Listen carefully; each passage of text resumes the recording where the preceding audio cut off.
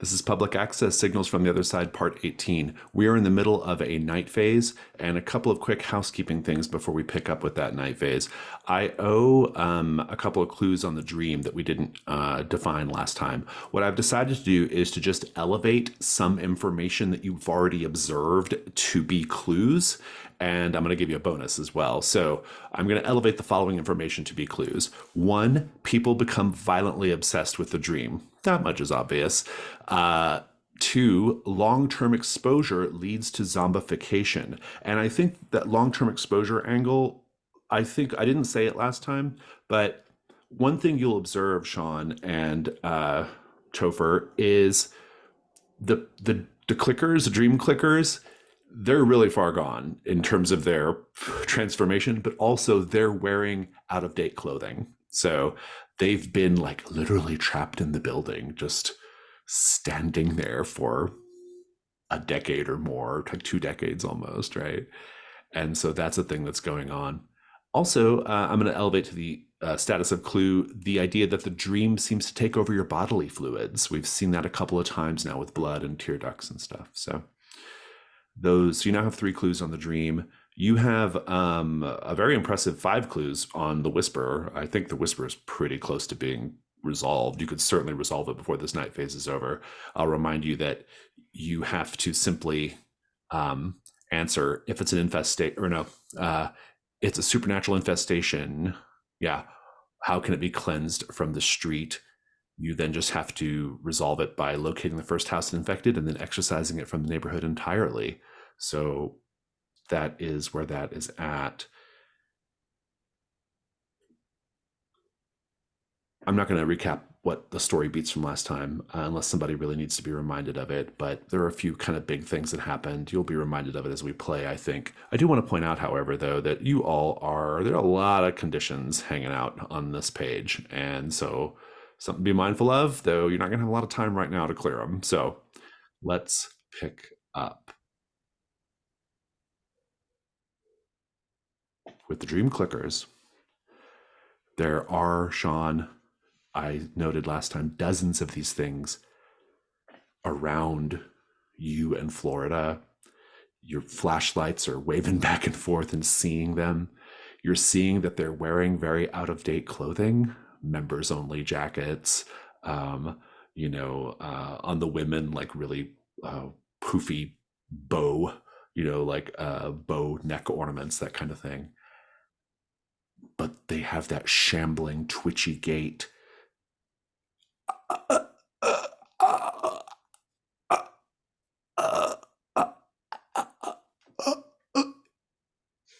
And I just need to know, Sean, what do you do? First off, I'd like to use my truth is out there to find a floating clue. And Oh, very good. Very good. We like that. Do you want to define it? yes, I think I'm going to find a company Rolodex. Nice. Very good. Drop that into the clue tracker. Then what? He's going. Last time, I believe I took a phone off the hook and put it on speaker in the hopes that Topher could Right. Could communicate through it. communicate. Yeah. And he's going to try desperately to see if Topher can do anything. He'll be like leaning toward the phone, and say, "Hey, buddy, you got anything on your side?" The thing is, we've established that Topher is backstage, being going through makeup. Topher, they are presently putting you in a large fat suit that is covered in swelling white boils and distended flesh. The makeup artist, the special effects guy, he's like really, really proud of this thing.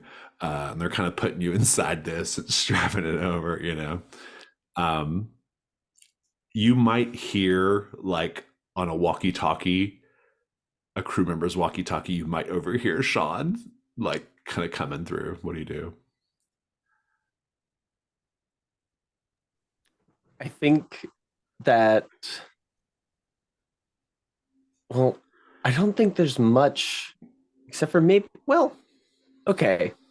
So I don't think they'll be able to really maneuver in any meaningful way here because of just the awkwardness of the suit. But given their weird connection with signals, literally I am signals, Mm-hmm. maybe I could hijack the radio frequency and talk without having to be next to the radio. I'll take it. Yeah, that's fine. I mean, I'm mostly just curious what you say to Sean in response. Uh-huh. Uh yeah. He says, "Hey, I'm backstage, I guess getting makeup done. It's really bad. They here with echolocation and stuff. You didn't put me on speaker or anything, did you?" Sean's gonna press the speaker button, raise the thing. Nope.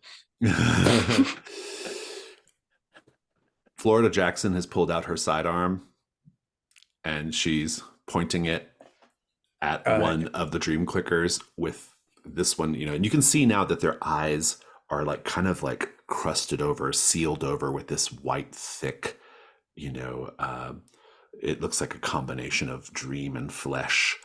And they are bobbing and weaving about, and they're turning their ears like kind of to the side to get a better listen of what is what.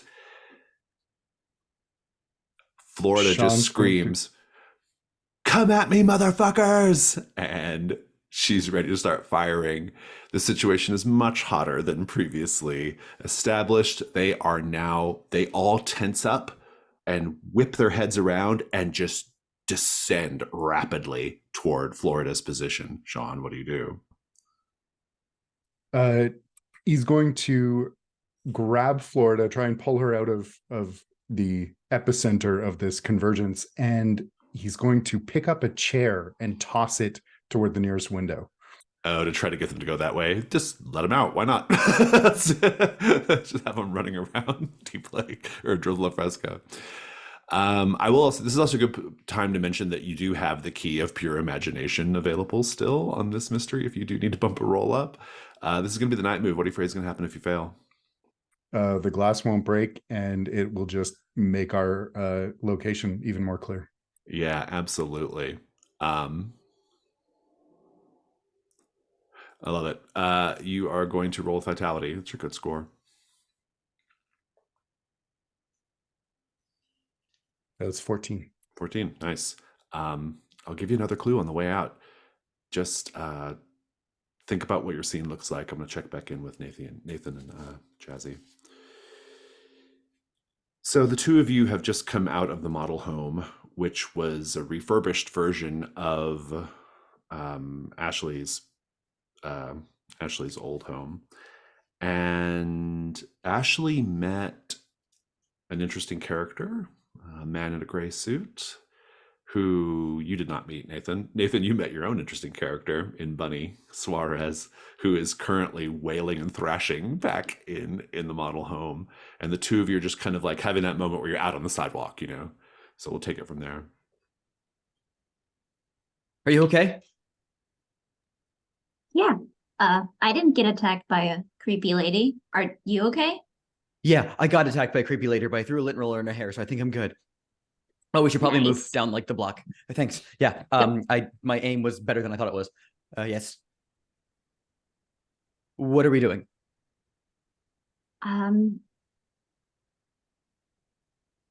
That's a good question. I don't know. Walk and talk. Hey, let's go. I think just like maybe like mom power walk, like I guess deeper towards like into the cul-de-sac, just like away from the model house, just to like get like somewhere like in between a couple of houses or something so we can talk. And Nathan is like, so it's just us. Okay, I'm open to ideas because I don't have any at the moment. Okay. I've got the phone number of a priest. That sounds like something that we should use, right? Father Rogelio? Yeah, I think so. Okay, yeah, sure. Yeah, that it's I mean it's supernatural, right? So like we can do Father Rogelio helped at the house when the Great Hungers came by, and if this thing is a Great Hunger, then he could probably help here. That makes sense. Yeah, that makes sense.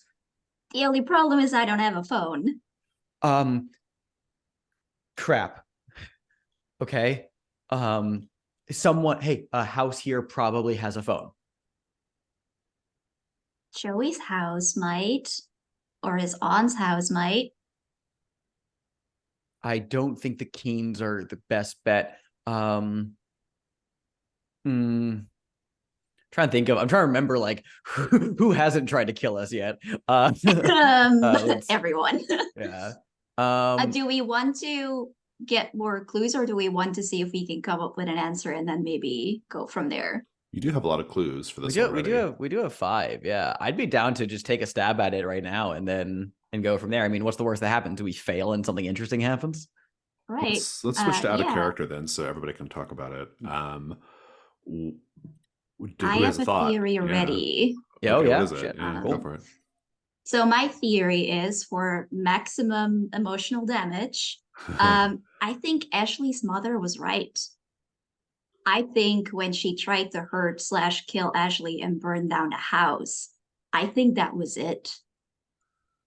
Because we know that the house burned down, but like not completely. Mhm. And I think that the map of the original layout with the spiral, the vibrations that like that sort of kind of manifests that this place is just like built to perform some kind of ritual or to perform like something right? It's like a natural, like well, not natural, but like a channel for the like funnel a energies power and stuff. place. Yeah. Conduits. And I think the vibrations that you felt were like where the foundation of the old house that wasn't burned down, like it's still there.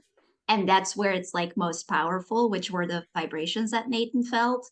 The cigarette butts along the path are basically indicating once again, like this needs to be burned, like it needs to be ash. And they can never find out who I really am and what I've really done. I think refers to the fact that Ashley needs to go back there and she needs to confess to what she's done and what she thinks that she is. And I think only by sort of like facing it and like just straight up being like, hey, I know something messed up is happening with my family. I'm facing you. I'm going to fight you or like the expel you. whisper. Like that's how we do it. The whisper instills a natural paranoia against the truth, because like the fact is like that will fight it off. Like, so it's like, that's why people get so paranoid and like, oh, I can't tell anyone about it. Cause like, well, yeah, that actively repels the whisper. Exactly. Oh, are you telling like, me the answer is Ashley has to cycle. confront her fucking trauma? Yes. The solution is she needs to actually face what happened to her. She needs to confess to Nathan that she murdered her mom. I love and it. maybe also that other guy. I think it's a great answer. Yeah, it's a flat roll. We have one more that we could use actually. Oh, do we have one more? If anyone has an idea for how we can incorporate the porcelain doll with the blinking light. Yeah. Okay. Well, what if the doll was Ashley's as a kid? But like, how does that apply that makes to? The well, the recording, yeah. it and recording the confession, recording Ashley's confession on Ashley's doll. I mean, I wonder if there's a connection of like, Ashley, did you like used to say to your dolls like the secrets of your heart or something like that, maybe? Or oh yeah, that would make sense. Oh, like she used to talk to her dolls. Yeah, I don't know what the circuit and the blinking light have to do with it. Oh, wait, actually, well, I mean, because it was we decided that like it was Supernatural, it was a Great Hunger made by TV Odyssey. This is kind of this just would contextualize the person, like this is all ties back to Ashley, because maybe part of what the whisper does, it's kind of it like these dolls, like they weren't like artificially had like cameras and stuff placed inside of them. It's like just straight up like the whisper is like growing cameras into mundane things, and this is a manifestation of like, oh, she used to talk to her dolls, so the dolls now record things as well because they are receptors of truth. I had a similar thought. Like I mean we've established pretty well that technology is used as a medium of communication in this world, despite no matter the level of supernatural, like our medium of our seance, as you know, our method of seance, as it were, in this universe of Degoya County is technology. And so it kind of makes sense that like this is almost like a weird, like, it's almost like a joke in a way. It's like you used to confess to your dolls, and now here's this doll that's all wired up. Like, what the significance, like, you probably don't have to do anything with that doll in particular. It's just an acknowledgement almost of like, Yeah, what, it's like we already know, we and now know. you can't Yeah. hide it anymore. Like it's not Yeah. enough to say it to Yeah. your dolls. You need to confess to I love people. it. It's a +1. Go ahead and roll it, Ashley. Let's see how it goes. Okay, let's If there's see no what it objections. goes. No, I'm fine with that.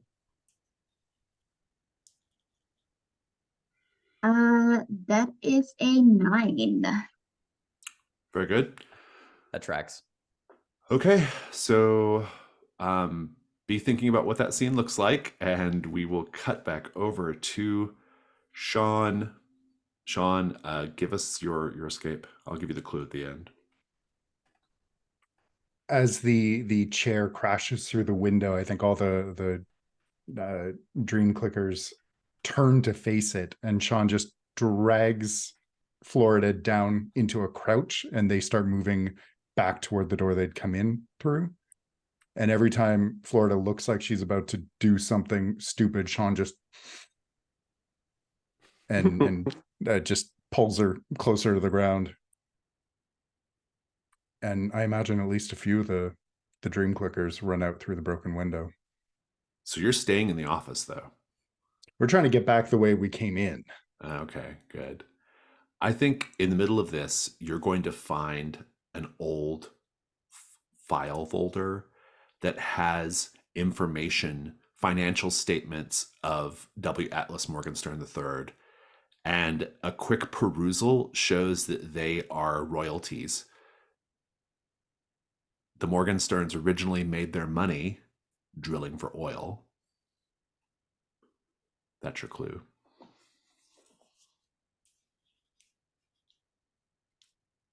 Florida says, "Well, what now?"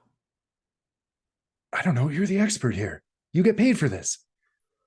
She's kind of going through it. She says, I think I know where this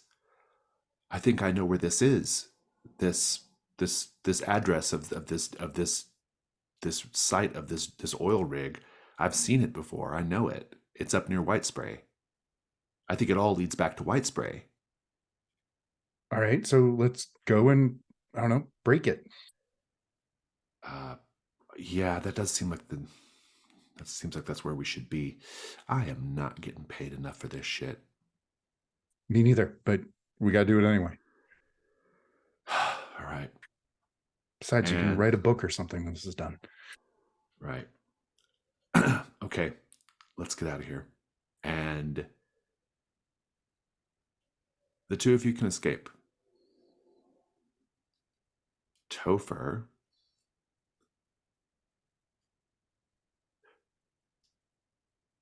The production assistant comes in and says, sorry, we've kind of wasted your time this afternoon. We don't need the number 10 until later. We've changed shooting locations, so you can go ahead and take that off. You're released for the day.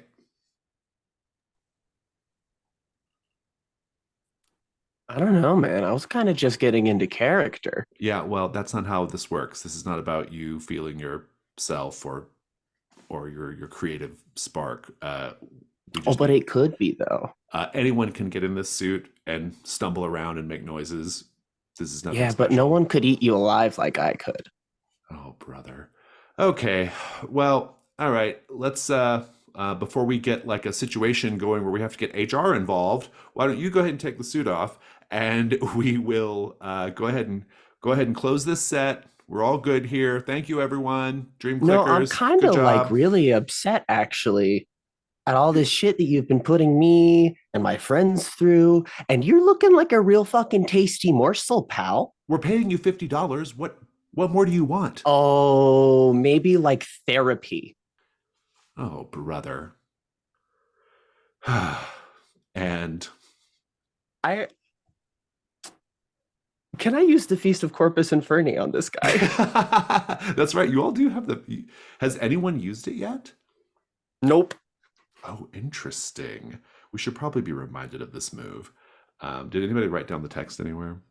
Yeah, it's in the special moves here. Okay, great. Let's see here. I'm not seeing it, but just read it off for us. Yeah. The first time you eat a side character, clear all conditions, including Okay. special conditions, and take the condition Avatar of She That Feeds that cannot be Oh, cleared. nice. Hereafter, whenever you eat a side character, clear all other conditions and choose an option below. There are 3 little boxes to give you different things, and once all of them are marked, you retire, reintroduce them as a danger as they complete their ascension and are reborn in the image of our divine Sycorax, the enduring hunger, the unquenchable thirst, queen of wolves, first Virago, she whose milk is blood, our ineffable, insatiable savior. And love this it. move is available to all Latchkeys until one of them uses it, at which point it's only available to that one. Someone else steps in and says, "Wait, no, we could actually use some B-roll of, guts flying and monsters tearing into people. I think that would be really great." And the production assistant says, "But it's not in the script. I mean, what are we?" And the other guy who just came in says to you, "So you want to eat this guy?" Yeah, why not? I've done weirder shit lately. And that's that's sort of how this goes. I think all of the extras with the face prosthetics, they all come in and they're kind of circling around this production guy, and he's just looking left and right, and he's like, "But I'm not even in SAG-AFTRA." And they That's why, buddy, you should unionize. they push him forward, and what does it look like? Give us the scene, Tover, and you get to clear all your conditions too. Yeah, I had a whole lot of those, so that's pretty exciting.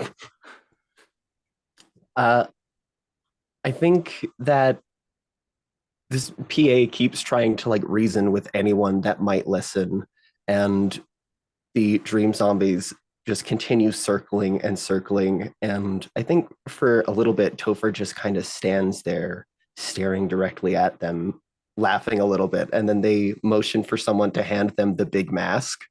And they put it on and they just charge directly into the PA, knocking them down with the huge belly. And as they start to crouch down and dig like their hands into their flesh, all the other dream zombies do the same. And there's a whole bunch of red, a whole bunch of white, and it's everywhere all at once. I love it. You get to clear conditions. Is there anything else? Did you have to also mark a box or something? No, I do that every other time. Oh, every other time. Okay, great.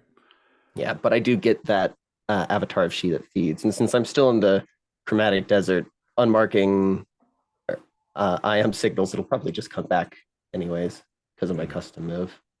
But that's fine. Fantastic. Let's check in with Ashley Oaks. Ashley Oaks, you ready to do this thing? Oh yeah. Scene is yours.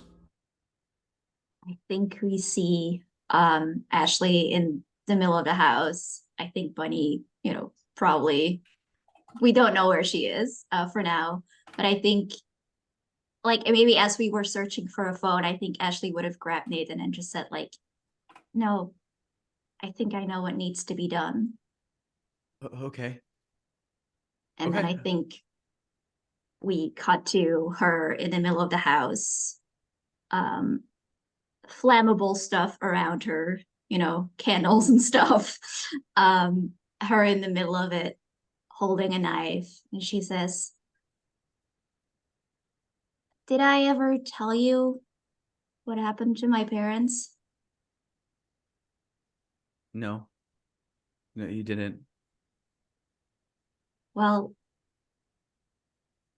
one day, my mom became convinced that I was evil. That there was something inside of me that just wasn't right. And then one day, she thought the best thing to do about it was to bleed it out. And Ashley will cut open her arm as it starts to bleed on the floor. Nathan's eyes like go And- wide and he kind of like takes a step towards her. No, it's okay.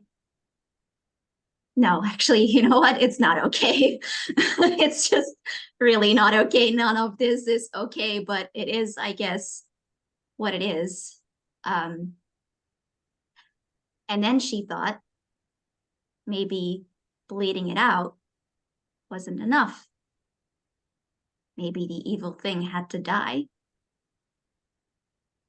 And she tried. I didn't want to die. I wanted to live so fucking badly. And now some days I don't remember why. I don't know why that was so important to me that I had to live. But then I guess now there's you, and I do want to live. So I killed her.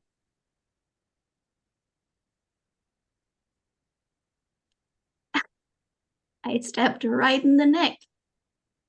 And she just bled and bled and bled. And I want to tell you that I felt awful, and I did, but I also felt really fucking powerful.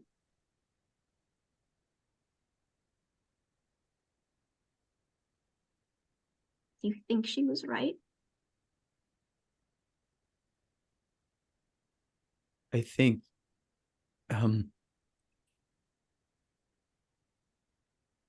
I think regardless, your mom tried to kill you, and that's really fucked up. And any parent who tries to harm their kid, honestly, I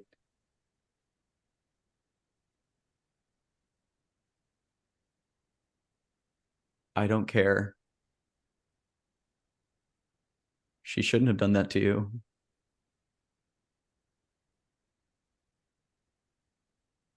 She wanted to rob you of a choice and you defended yourself. Everything else is irrelevant. I'm just glad that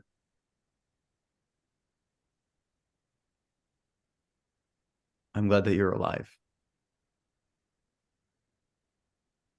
I'm glad to. So, face me, fucker, because I'm gonna burn this shit down. And she kicks one of the candles. Ashley, we're still inside the house. Shit. Okay, fuck. I love it. And I think we'll just wrap the night phase there. Florida and Sean can pick up their adventures the next day or whenever. With the house burning down. At the end of the night phase, though, we zoom out to another part of Playa Morado, and we see the man in the silver suit smoking a cigarette. The moon is very big in the sky, and a shadow, a silhouette, steps up behind the man in the silver suit. The man in the silver suit doesn't turn around, but he says, "Hello, Officer Barker. I was wondering if you were going to show up." And that'll wrap our night phase.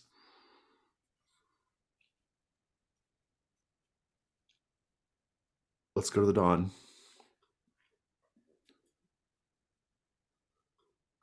Do we have any moves that resolve at the dawn? I don't think we do. We do have rewards, though. Quite a lot of rewards, because you have two mysteries worth of rewards. Let's start with, I guess I need to pull up conversions after all. Give me 1 second. Here we go. Let's start with convergence rewards. These are pretty straightforward. I'll read them off for folks watching the video. You can have A white robe and cowl, add it to your corner of the house. A collection of crystals, rose quartz, clear quartz, lapis lazuli, citrine, and carnelian, add it to your corner of the house. Or there are 3 options for a memento from the investigation. Who wants what? I'll take a memento from Ben. I think it's the the Walkman. With or without the beating heart, you can decide.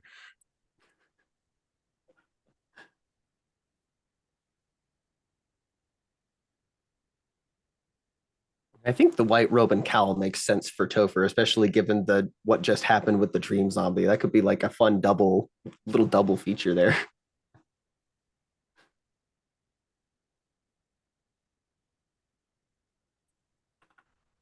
I'll take a Oh, go ahead. I'll take a memento from Steph. Ooh. The VCR from the center of the universe with the dog teeth marks in it.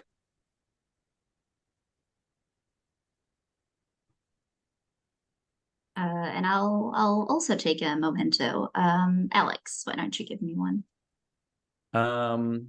A jar of exfoliating mud from the day spa. Cleansed inside and out, as it turns out. Fantastic. Let's do the rewards for the Whisper. Right.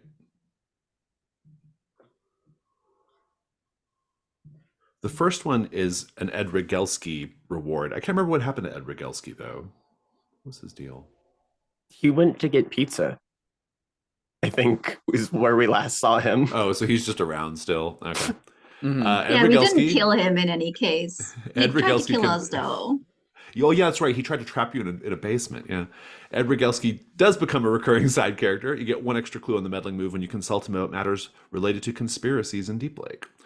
Sid Trong becomes a recurring side character. You get 1 extra clue on the meddling move when you ask for her help in snooping around places a kid could better fit in. I thought, why did I think?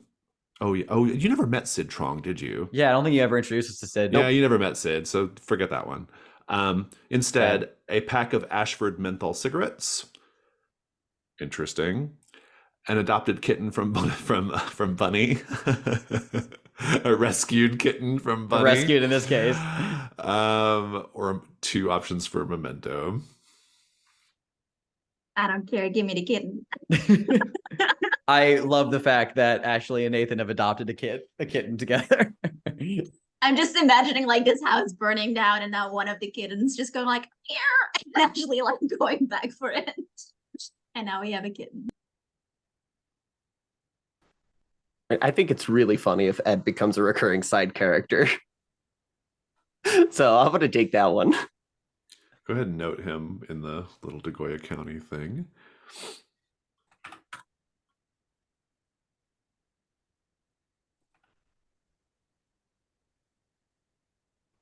Hmm. I guess I'll go for a memento again, and I'll say Jazzy, please.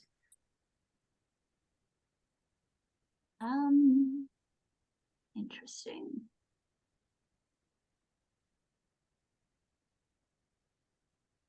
I don't remember the name, but there was that one guy that was like really into Sean for being like physically fit.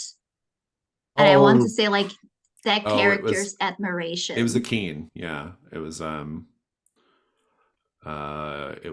Joey Keen's Maynard? like uncle. Yeah, Maynard. Uncle? Keen. Maynard, yeah. I think. Yeah, Maynard Keen. Yeah. Okay, Maynard Keen's admiration. Interesting.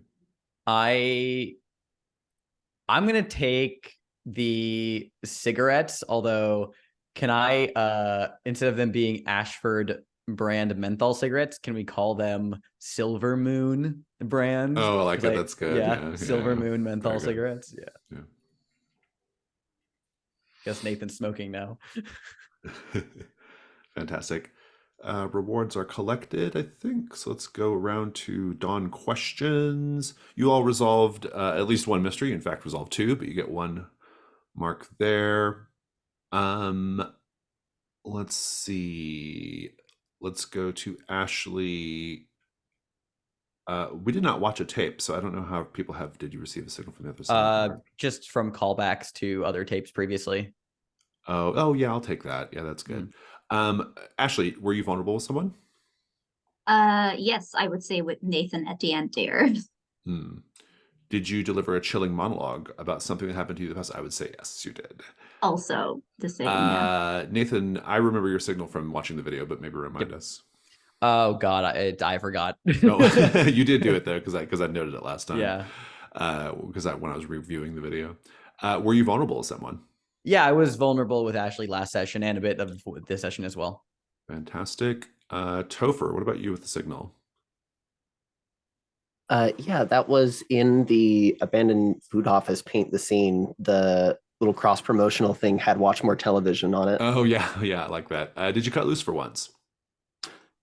Yeah, there was.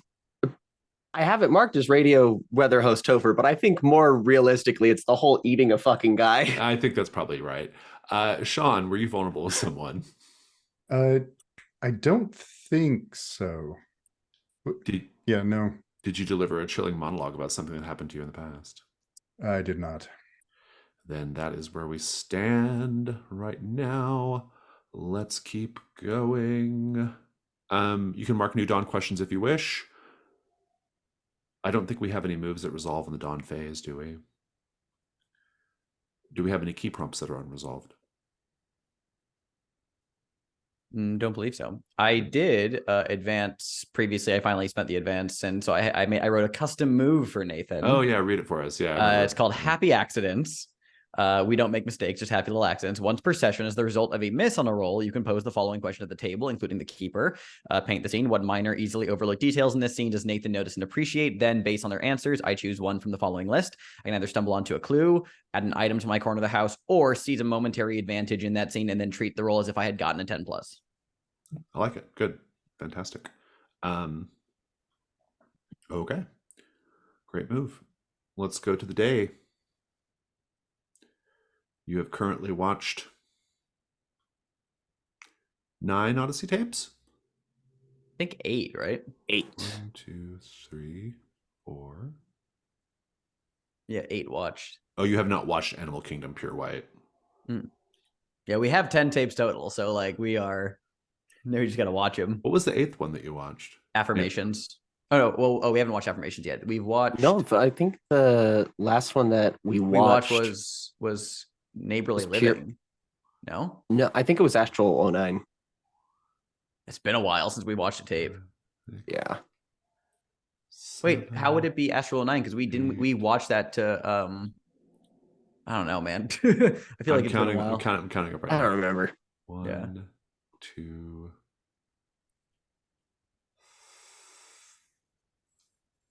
But yeah, we've watched 8. I think the last one we watched was Static Woman. 3, 4. I think so. I think you're right. It was Static Woman. Yep. 5. Last one we watched was Static Woman. 7, 8. Yeah, I'm counting 8. Did we do one that's not in the keeper yet by chance? I believe we Nope. may have. I mean, they're all so. They're all on the mysteries tab. They all show you which ones we watched. But like, yeah, the index. So you have to watch 2 more then. Yeah, we have 2 more left. And you have currently 2 tapes. 2 tapes that you have not yet watched. Okay, so you have all 10 tapes. You just need to watch them. Very well. Then I will introduce a brand new mystery, since this is the start of the day phase. Let's see here. Let me clear what we've done. It has been it's been a few days. I don't think you in Florida went straight to White Spray.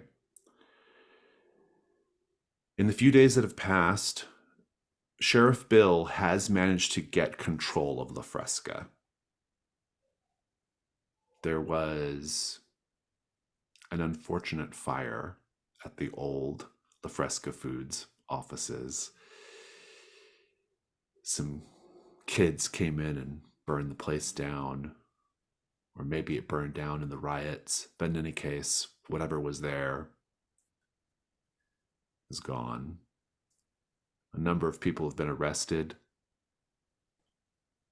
They were actually turned over, weirdly, to people from the US government. At least that's what everyone's saying. But La Fresca is more or less going back to normal, getting back under control. The people of Playa Morado have been going to nightly meetings with a trauma therapist, trying to get back to normal. Oh, I see in the chat, does Sean get to clear marked by the whisper? Yes. And it is now July in your crazy, hectic summer here in Deep Lake. I would like to take a moment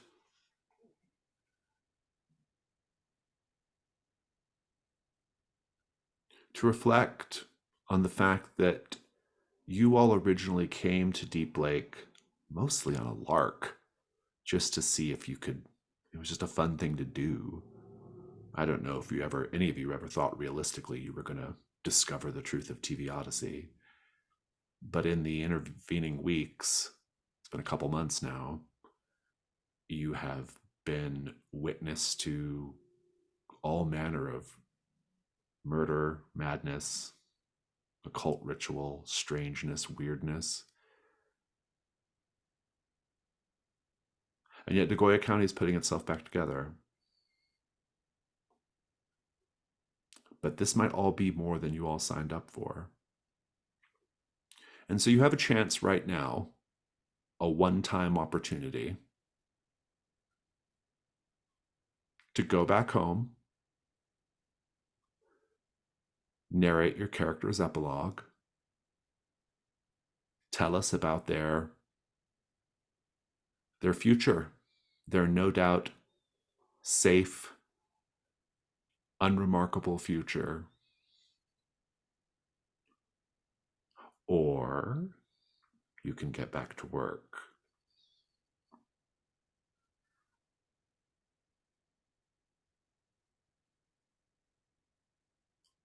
Topher, I'm not sure if the offer applies to you. Yeah, Topher's far too gone at this point in multiple different ways. You don't even exist, so...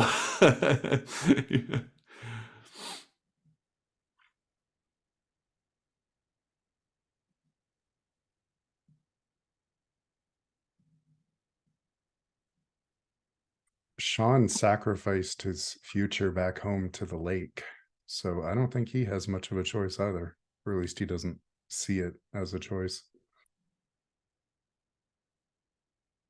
Were you ever able to get Sheriff Bill to remember you? Yes, at the end of the Bone siege on the house. No. Sean's in, Topher's in, Nathan, Ashley. You could leave Deep Lake and go live your lives together, explore your new relationship, be done with this place. No, we couldn't. No, because we couldn't. As we have learned with not just Ashley but Nathan as well, like the past is gonna haunt us, and we are not gonna be able to escape it unless we face it. And we got work to do, and there's still one of us stuck outside of reality that we might be able to help. Yeah, I think all that for Ashley, but also just enormous amount of spite. If these assholes think that she's gonna back out right now and just gonna vibe somewhere else, they are wrong. They brought the spite to her doorstep and they're getting stabbed. Fantastic. Very well then.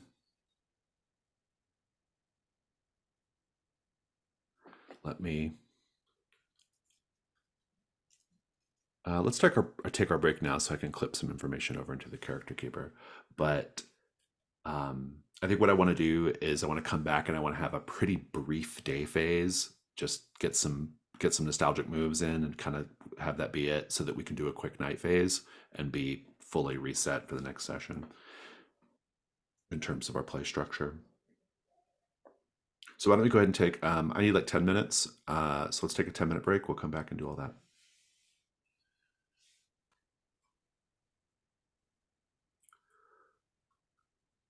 Our mystery is, our new mystery, Dog Told Me To. In the late evening hours of July 4th, 1981, police found 10-year-old Benjamin Castle wandering the streets of Deep Lake alone, wearing a plastic cartoon dog mask and blood-soaked pajamas. They would later find the bodies of the Castle family, whose deaths had been so gruesomely violent that it was unimaginable a child his age could possess the strength to execute them. Only baby sister Cassandra was left untouched. When asked what happened, he allegedly whimpered, "Officer Barker told me to." Officer Barker was an anthropomorphic uniformed St. Bernard created by local illustrator Alan Gibson and the Degoya County Sheriff's Department as part of an anti-crime campaign targeted towards kids. Eventually, Officer Barker was in demand at every school assembly in New Mexico, and by the summer of '81, there was talk of taking the campaign national. Not long after the murders, Officer Barker's campaign was abruptly canceled due to scandal. Alan Gibson quietly retreated back to obscurity in Deep Lake, and Benjamin Castle would spend the rest of his life under examination at a number of state facilities. I'm going to pose the following to Sean. Cassandra was adopted and remained in Deep Lake. You grew up together and eventually befriended her. What did you two bond over?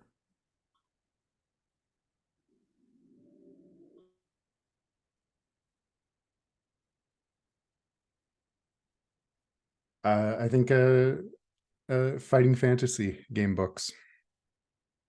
Fantastic. With another Independence Day weekend just around the corner, Cassandra March has come to you with concerning news, though you would have heard about it anyway. The town has experienced a peculiar string of violent activity the last few days. A convenience store was set on fire by its own employee. A teenage barista vandalized Cassandra's car, and illustrator Alan Gibson viciously attacked his own son at their home. Cassandra's learned that each perpetrator claimed to not remember their violent actions, but all of them mentioned seeing someone dressed up as a St. Bernard in a policeman's uniform shortly before blacking out. With the upcoming 23rd anniversary of the Castle family murders, authorities have written off the timing as an unfortunate coincidence or morbid joke. Cassandra believes these events are somehow all connected to what happened to her birth family and has come to you for help in proving it, given your interest in Deep Lake's more peculiar history. I will direct the following to, I don't think anybody has Have You Ever Danced with the Devil? Who has the highest sensitivity? I think it's Topher. Let me double check though. Yeah. I think it is. Yeah, Topher's got a 2.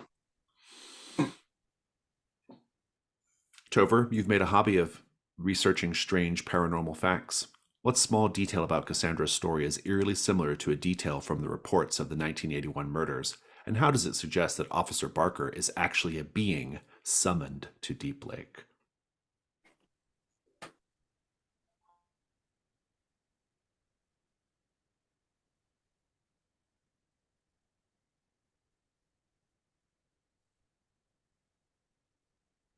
I think that each of the perpetrators howled, but it didn't sound like a person howling. It sounded as if it was an actual dog howling coming from human vocal cords. And I feel like it's pretty self-evident as to why that might be evident as to how it's a summoned thing.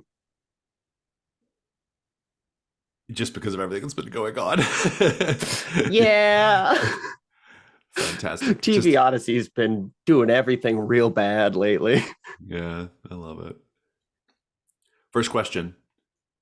Who summoned the entity posing as Officer Barker? Was it intentional or accidental? Complexity 2. Opportunity, unlock the next question. You also have a key here, the key of obedience. Narrate a flashback to when you caved to peer pressure against your better judgment and the fallout that resulted from it. So Nathan, Sean, and Ashley, Topher, you're there as well, but Nathan, Sean, and Ashley, the three of you are here. I'm curious how Nathan and Ashley's behavior might have been different the last few days at the house.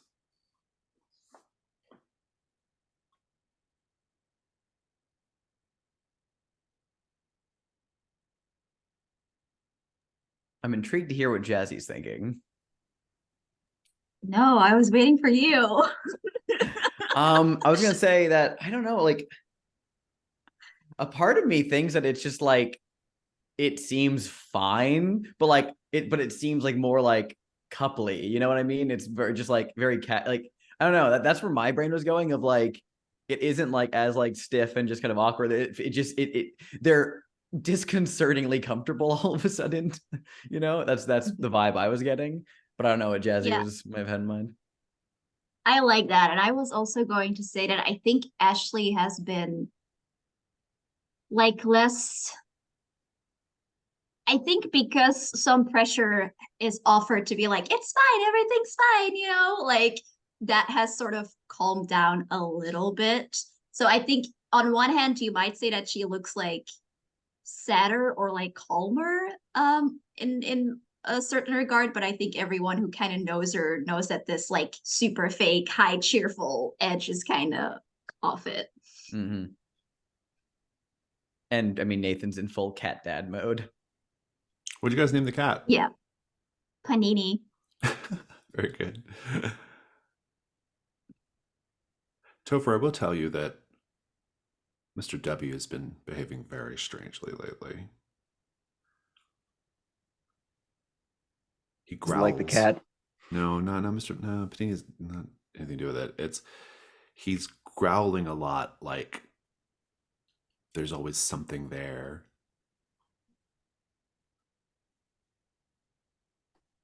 Sean, what do you get up to today?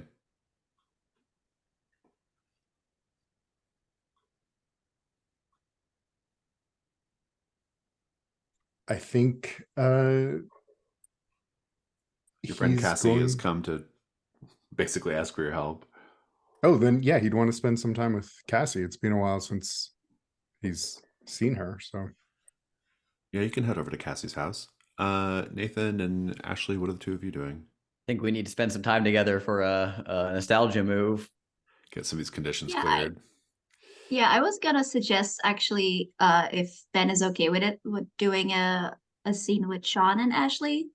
But I'm Sure. also fine if you would rather go to Cassie, then we can have some Ashley Nathan time. could maybe do something before heading to Cassie's house. I think it sounds fine to me. Sure. Topher, what are you up to? I think probably gonna go look into the dream more. I mean, I can get around pretty quick and easily, so and I have something in common with them now, I guess. Yeah, you've been literally behind the scenes, so to speak. You want to head up to White Spray? Yeah. Okay, sounds good. Why don't we pick up with Sean and Ashley then? What's the scene here? Yeah. I think Ashley is going to approach Sean, maybe, breakfast or whatever. Some moment that we have alone. I think she kind of stands there for a second, you can see her like gearing up for the hi, good morning, like the very cheerful. And then she kind of goes like, so did we used to be like friends? Yeah. Yeah, you were kind of my person here. Do you want me to be your person again? I think that you should do what feels right. Well, the trouble with that is that I kind of made it my business to make sure that everything feels right so that I don't like ever have to confront anything. But I'm sort of trying to step away from that maybe a little bit. So I guess bottom line is I don't trust my own feelings. Yeah, that's a lot. It is. All of this is a lot, isn't it? Yeah. And is it weird to say I'm kind of getting used to it? No. I kind of feel like I was used to it before it got bad. And then there was a moment where I was like, no, no, this is too much. And now I'm like sort of back to, I guess this is our life now. Yeah.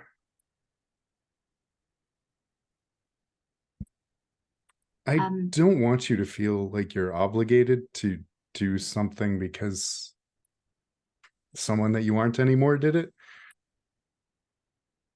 but I guess that's the question, isn't it?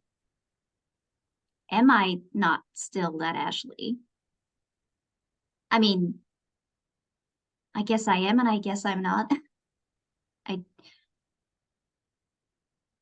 I don't know. I I used to have like these books, like the Choose Your Own Adventure, and I thought that was really fun because every time you like read them, you could be someone different, right? You could just do whatever you wanted.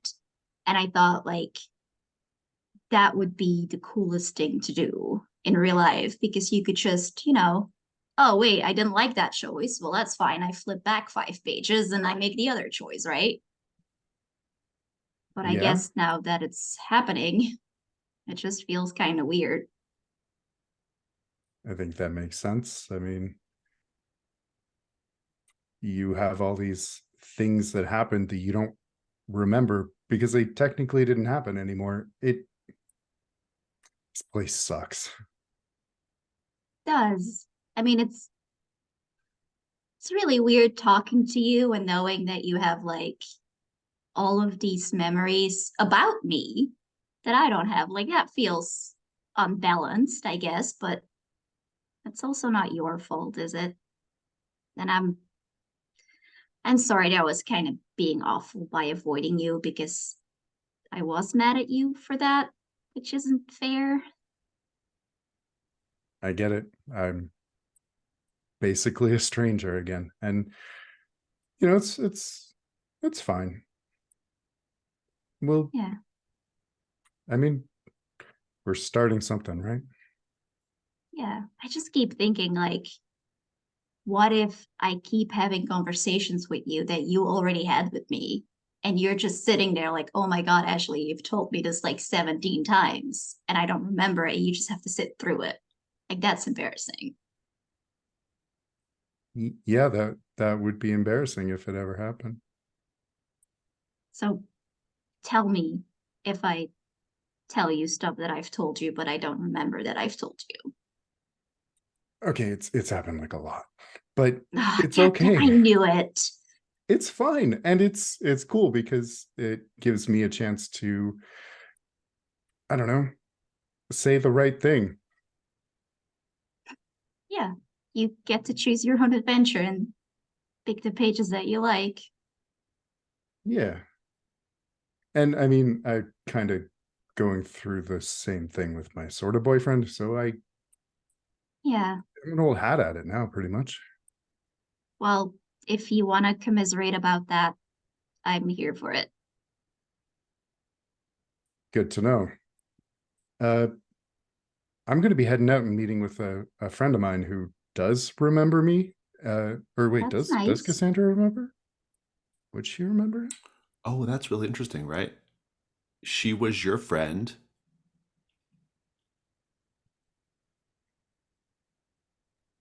but she might not. She could have May come have to just come to us. come Yeah. to the Latchkeys because you're the Latchkeys, and then you're like, oh, Cassandra. Yeah. No. Well, Well, I'm gonna be hanging out with another friend who probably doesn't remember me. But if you want to come along, welcome to. I know you got plans though, probably, and that's fine. I mean, I don't mind. That's fine. Cool. Yeah. Awesome. I will. Nathan's handling Panini just fine. Yeah. Panini is yeah. not handling Nathan just fine, though. I mean, I'm sure the scratching will stop, right? At some point, he's gotta bleed out. Yeah. Then it'll be nice to have a cat around here who actually exists. Oh, you don't remember that? Okay. I'll tell you on the way. All right. Well, Nathan, looks like you got ditched. What are you doing today? That's totally okay. I needed a day in any way to recover my blood. So I just had a crazy power gamey idea, Jason Cordova, and there's nothing in the rule book that says a chimp can't play baseball. So I'm gonna propose this. I think I want to have Nathan. He's up in his room on his laptop, and and is on a phone call, a conference call. He calls Ed Rogelski and Silas Rodenbecker in a little group call.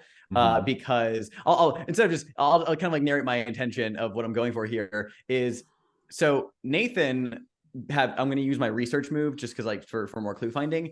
I want to actually kind of cross-reference two areas of expertise because of looking into this dog told me to thing. On the one hand, looking into the possible conspiracy angles of this Officer Barker mania, and also looking into the Castle family, the Gibsons, looking into the families of Degoya County to maybe see if I can stack these different resources to essentially get 4 clues on a meddling move. There's nothing in the rule book that says that you can't do that. I mean, well, it could just be that I can say they're not helpful. Yeah, right? yeah, exactly. You have final say, but yeah, that's indeed. I mean, I think if you want to do 2 separate moves, I'm into that. I'd be okay with that. Yeah. Yeah, I think that's perfectly fine. Silas Rodenbecker, that's the young Rodenbecker, right? Our 19-year-old goth boy. What's he give you a bonus on? When you talk to him about Deep Lake's old families. Oh, that's right. Oh, interesting. Okay. And Ed Rogelski gives you about the conspiracies. Yeah. And then what's your move? What does your move do? I can get an extra clue when I'm doing research. Okay. It's just once per session though, right? Once per session, yeah. So okay. Yeah. I mean, who do you call first? I'd say I'd probably want to hit up Ed Rogelski first, since he's a relatively new contact, and I feel like I'm trying to distract myself in some work right now to actually like get some like headway. And I think the idea of like a dare program mascot that like had like the result in some killings, this seems like it might have some conspiracy angles to it. Maybe Ed's heard of some stuff about this. Are you calling me on a secure line? He looks at his just like flip phone and he just goes, yes. All right. Because you never know who's listening. No, I mean, I said we could try Ventrilo, but you said you didn't trust the IP address thing, so I mean, this should work. Well, the internet in general. Yeah. It's just used to control us. You know that, right? Yep. Totally. Yeah. The world's all connected into a singular brainwashed hive mind. That's where things are headed. Yep, that's why I'm calling you over a Motorola secure line. So I figured that I got some like books and articles I've been pouring through, and I figure we should cross-reference our like maybe any notes you might have, because I don't know, this seems like it might be possibly, I don't know, deep state. You think? Are you trying to suggest to me that the government is putting something in the water in Degoya County that is causing people to react with violence? That would explain why the incidents of violence took place at a coffee shop where you drink things and a convenience store where you buy things to drink.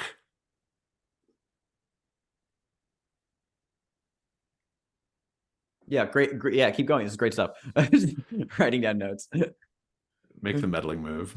Yeah. I want to get advantage by marking my PDF copy of the Tome of Hatred. I feel like as I'm talking with Ed, and part of my research is that I'm looking through this like PDF copy because it sounds like these are like all violent crimes, and seeing if there's any information from the Tome of Hatred that might parallel the occult reasons of yeah. Oh yeah, I'm into that. So, yeah, that's good. Yeah. All right. So you and Edward Gelski are basically spending the whole afternoon on the phone. Yep. Yep. I'm not sure it's a fate I'd wish on anyone, but here we go. Racking up those minutes. Yep. Rolling with advantage. Love it. Plus reason, or plus what you said? Reason makes sense. Yeah. That is an 11. An 11. So you're getting a clue from the meddling move, a bonus clue from your move, and a bonus clue from Edward Gelski. Yep. 3 clues. It's pretty good. Yeah, pretty good. I'm not complaining. I will. Oh, it'll be a minute. That's fine. Yeah, I figured if we're doing a short day phase, let me just like dump some clues in there. Pack it in while you can. Let's check in with Topher. Well, first, let's check in with Florida Jackson.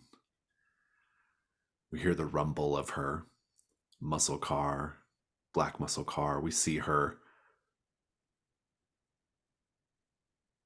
boot revving the engine.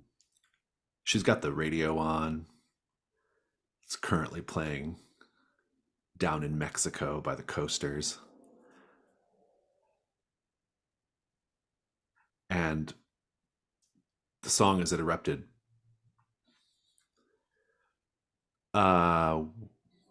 We are interrupting this segment of Smooth Sounds of the 70s to bring you some urgent news. There was apparently an incident at the New Mexico State Hospital. 3 orderlies, a nurse, and 2 New Mexico State police officers who responded to the situation have all been killed. The killer is believed to be a one Benjamin Castle. And then they basically relay the story of how Benjamin Castle was committed back in 1981. They've put out an APB for Benjamin Castle. They don't know which direction he was headed. And then we see Flo twisting the knob.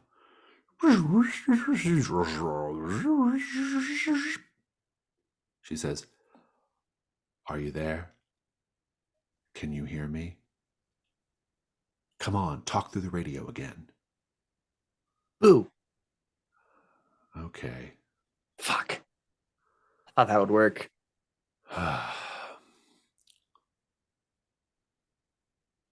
If you think it's possible for you to get my goat, let me assure you that my goat is not easily got. Now, are you coming up with me to White Spray or not? Yeah, I'm already in your car. Fantastic. And then she turns the radio, or she tunes back into the station, and we just hear, "Down in Mexicali, choo-bop, choo-bop." And she drives on up to White Spray.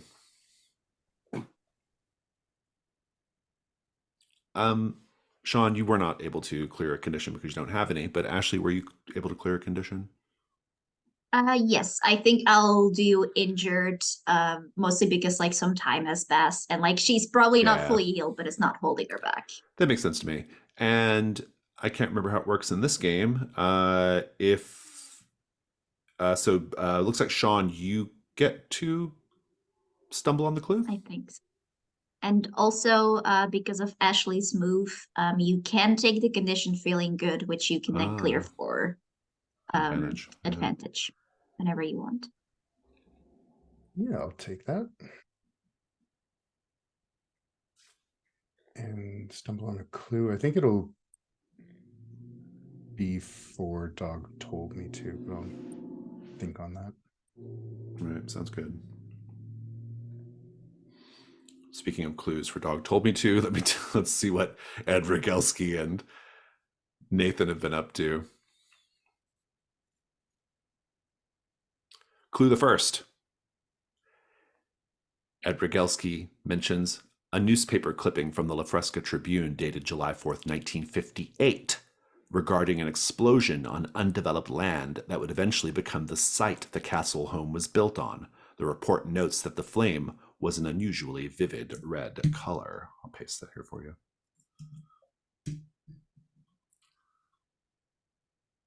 Second clue.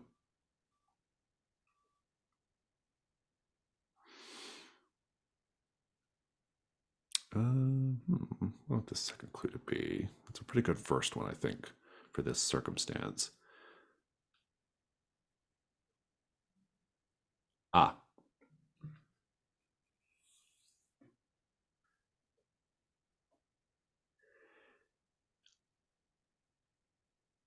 At each incident in Deep Lake, each incident of violence, present day Deep Lake, a single canine tooth was found, blackened with decay.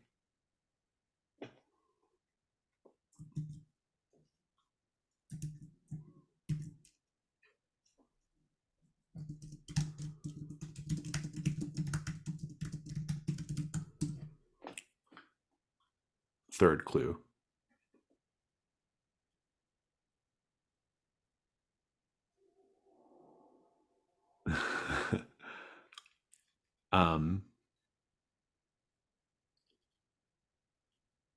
Oh, okay.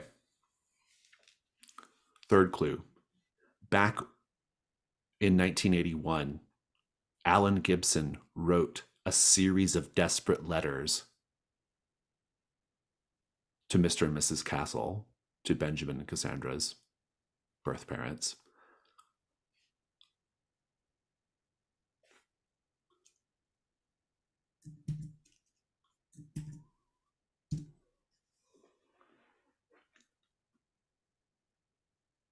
I think I want to just have this scene with Topher, and then I think that'll be our day phase. White spray. We've talked about white spray a fair amount already, I think. Maybe. Did you all go up to white spray yet? Can't recall. Yes, we have it here in the keeper. Did you go to the smoking pole and talk to? We've not yet. You have not yet. Okay, so you have. Okay, let's just talk. We visited the town itself. Revisit the town again. It is a single small street with a few boarded up storefronts. There's a sirocco of litter blows through as a strong wind picks up. You again see a group of coyotes that truly do not give a fuck sauntering across the street. I want to do this paint the scene again. Many years ago, during the golden age of Hollywood, White Spray was a resort town for the rich and famous. That's all gone now, but we can still see some very faint traces of that golden era. What are they?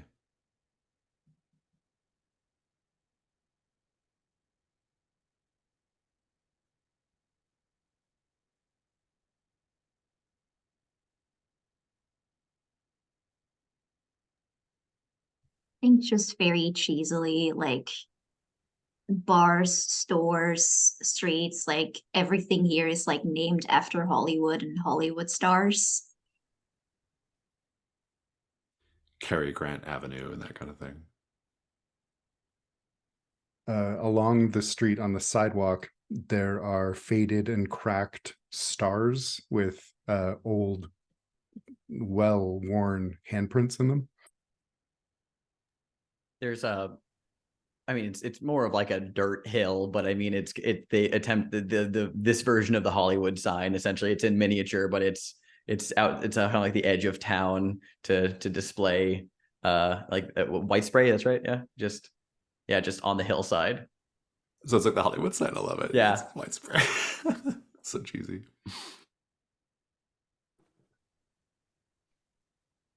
I think that you can still see some old advertisements that haven't gotten taken down because there's not necessarily too many new people to advertise to anymore, for like really expensive drinks that have long since gone out of production, like champagne with real gold flecks in it and stuff. There's not much left now, though. There's just a single storefront open, the smoking pole tobacco shop. Everything else is boarded up. We do, however, see the Morgenstern mansion, a glass and concrete box on a hill overlooking the town. And of course, we know about the new La Fresca Foods plant, which is a little further up the mountain.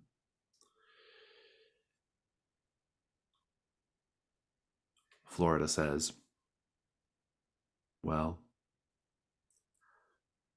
I have a feeling I'm going to stick out in a town like this.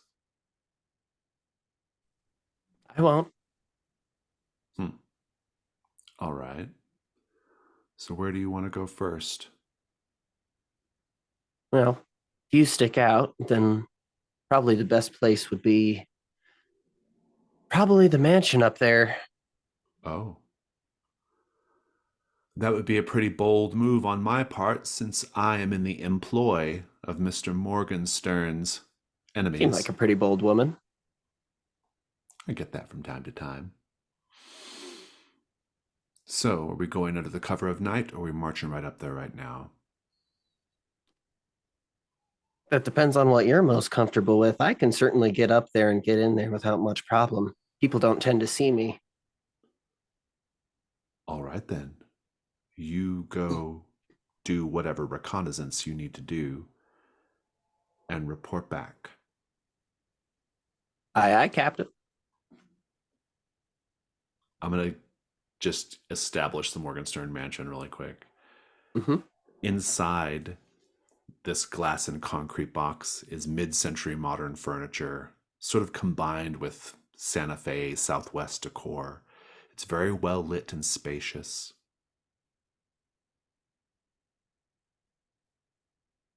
In what ways, paint the scene, in what ways is this house a shrine dedicated to W. Atlas Morgenstern's greatness?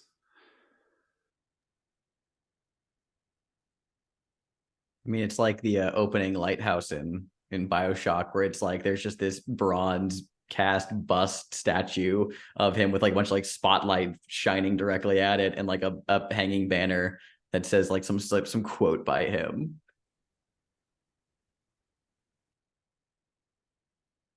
On the facade of the house, there's a painted mural of all of the big food products that they've been part of producing, and people looking joyful as they take it off the shelves.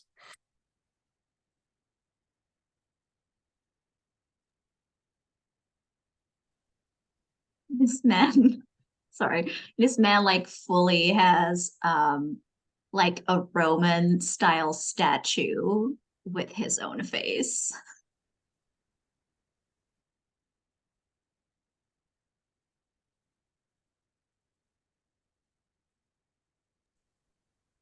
I think that there are multiple like doors that you can see from like windows or whatever that are painted a very distinctly different color from all of the rest of them. And on each it says Morgenstern only. You see the man himself. He has a neat gray comb over, wild silvery blue eyes, a jaw like a grouper and a smile like a barracuda, and a black pinstripe suit. He's walking around his home, and he says, "Mother, is that you? I can feel you in the air. I was wondering if you were going to pay me another visit. While I am here, on the very precipice of my rebirth, A phoenix risen from the ashes of embarrassment and shame. Yes.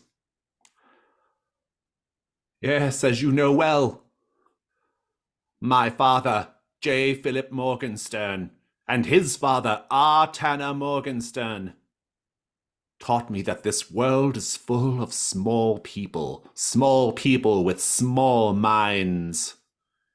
And those small people will always get in your way. They're whinging, they're simpering, they're mewling. And so you must swat them from your sight if you hope to accomplish anything of worth in this life. Yes, but sometimes those small people learn how to swat back. Sometimes they find a way to take everything from you. Even the smallest grain of sand can be an irritant when it gets in your shoe. Isn't that what you always taught me, Mother? But now I have the dream. And I am going to share it with the world. And he sits down and he has a teddy bear. He moves it into his arms and squeezes it tight. And that will conclude our day phase. Let's go to the dusk.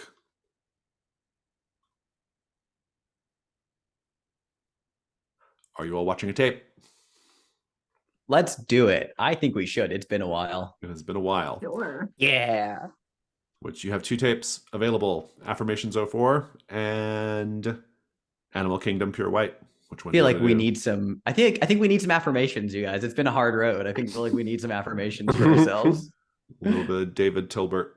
All right, sounds good to me. If nobody objects. I'm down. Yeah, let's keep going.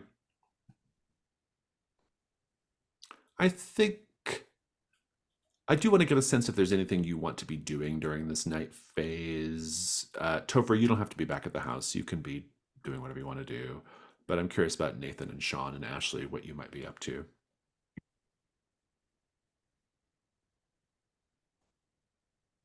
Are we going to just kind of elide over the visit to Cassandra, or would that be something that happens during night? She can come over if you want, or if you want to, yeah, I think that would be fine. Yeah. I mean, yeah, we did establish that she was here for like the Latchkeys, and she doesn't remember you, so maybe we invited her over to have like a chat about it. Yeah. Yeah. Okay, so you're all kind of hosting Cassie tonight. Mm-hmm. That sounds good to me. I don't think I need anything extra unless anybody else has any other thoughts about what they're doing. In which case, I'll introduce the tape.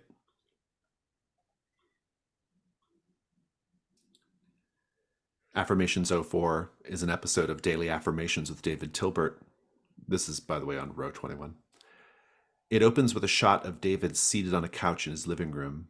The room is tastefully decorated and has sand-colored carpets and wallpaper. David is staring directly into the camera, a slightly too wide smile on his face. A soundtrack featuring soothing piano can be heard. Everyone does paint the scene. Prompt 2 will be Jazzy. Prompt 3 will be Alex. Prompt 4 will be Sean. Or Ben.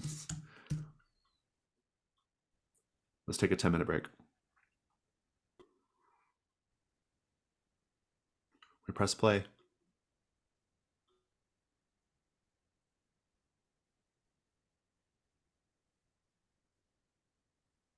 I think the tape opens up on image of a man who's just like smiling slightly too brightly. And even though the quality is relatively bad, I think you can see that his lips in the lighting are like unnaturally red to pull a lot of attention on his perfectly straight and white teeth as he just smiles this very charming smile. David, looking directly into the camera, says, "Hello there, friends, and welcome to Affirmations with David Tilbert. Today we're going to be discussing financial success and easygoing positivity. I myself am a practitioner of this, as you can tell by my sweater vest.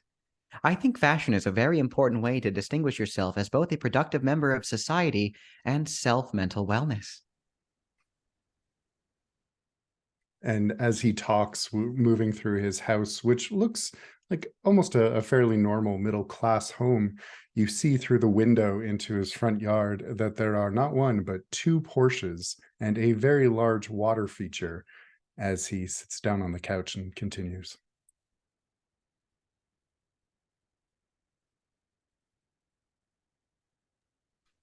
And as he sits down, the light catches him again, and you can see he has these very rosy red, plump cheeks, and he has a only one double chin, but it is there, showcasing that he is eating well.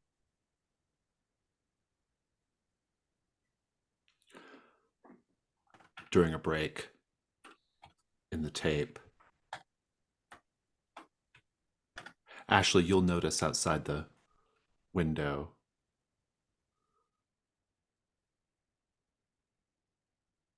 the man in the silver suit is standing out on the sidewalk.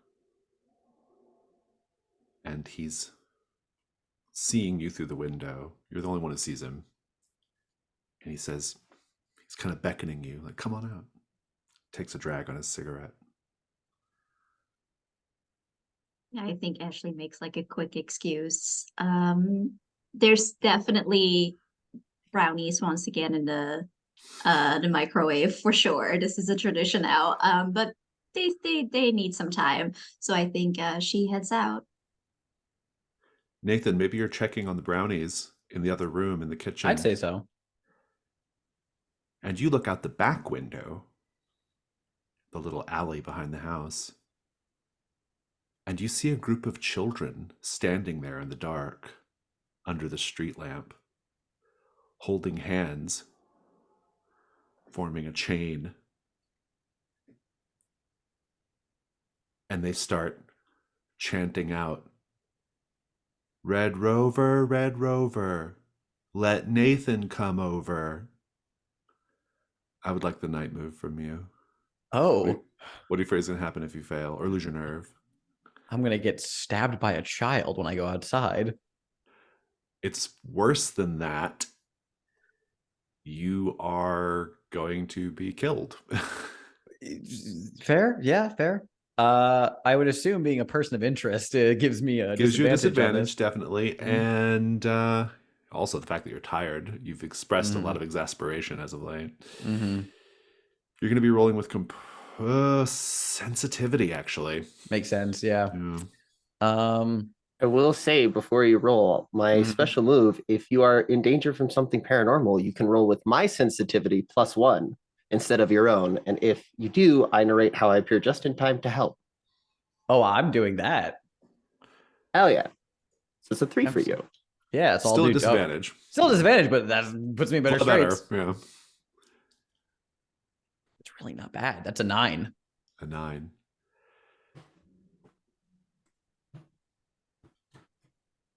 We'll pick up with this in a moment.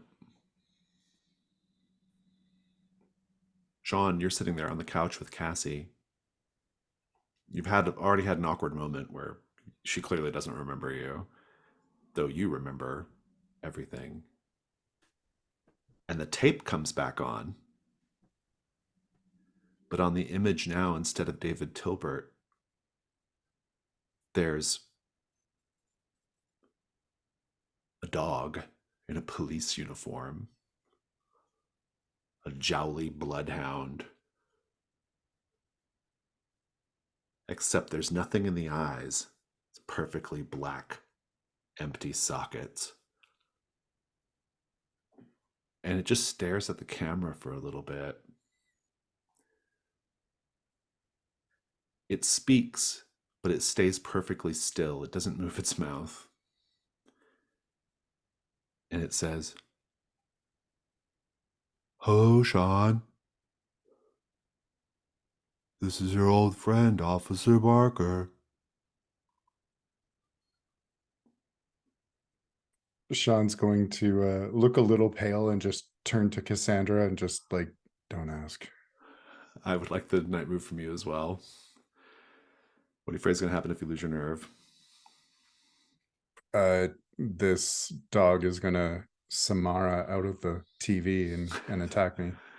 I think it's worse than that. It's going to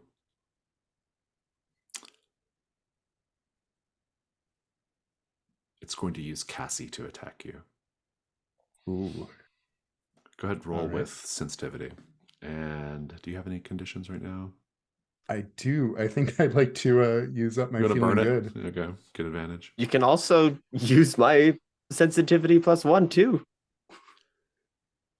You could be at 2 places. I mean, maybe. Can this move be It's- done all the time? It's the 3 use. Oh, Yeah, I have 3 boxes. You can just use it 3 times total. Okay, got it. Mhm. Yeah. I Topher feel could be here like, saving the day. I feel like we should hold on to as much of that as we can because it'll probably come in handy. I'll just take the advantage. Go for it. That's a 7 then. Very well. I do want to check in with Topher. Topher, how do you prevent Nathan from going out there? I think that it's probably like a sliding glass door. Almost every back door that I've been to, that I've seen in New Mexico, has been a sliding glass door for whatever reason. So I think that as he steps to sort of open it, he sees the reflection of Topher just staring at him with one eyebrow raised. And they just say, "Really? The scary kids in the scary line?" When all of this is happening, I don't think that's a good idea, buddy. This is a bad idea. I'm going to give you a condition, Nathan Hounded. Ugh, yeah, makes sense. Also, great wordplay. I'm going to pick up with Sean briefly.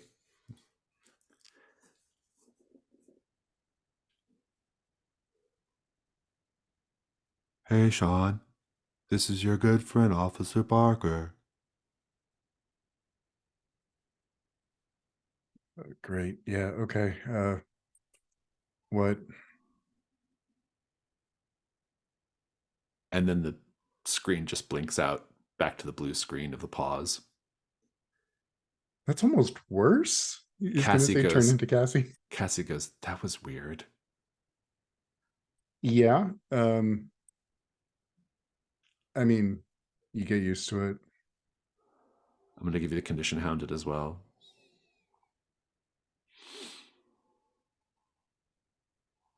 And Ashley,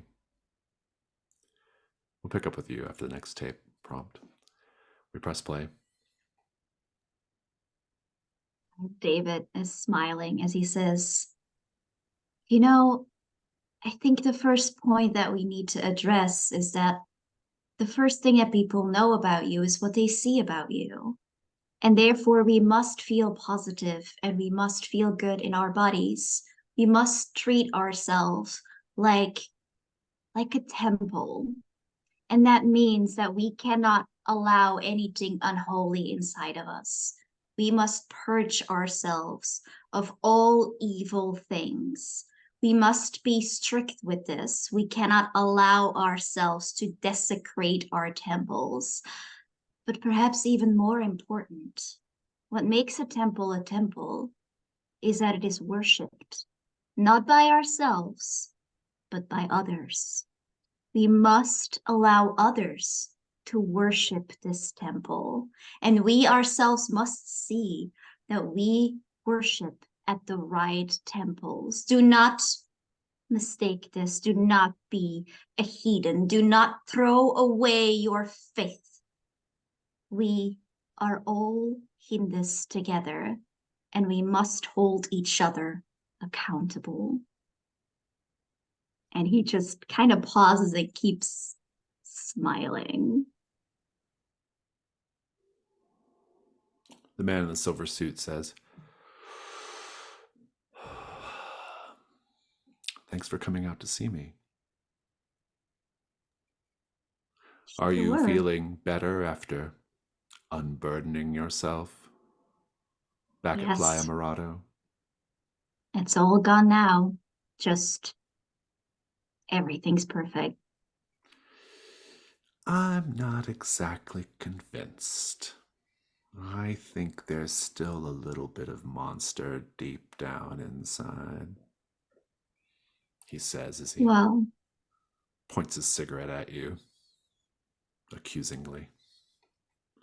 she kind of like flicks at it to kind of get the ash away from her. Says, well, I never said that wasn't true, did I? No, you did not. No, you did not. I brought you a gift. Did you know? He pulls out a plastic Officer Barker mask, a cheap plastic mask with a little elastic band. He says, try it on. You know, I do have a boyfriend, but she is gonna try it on. We go to the tape.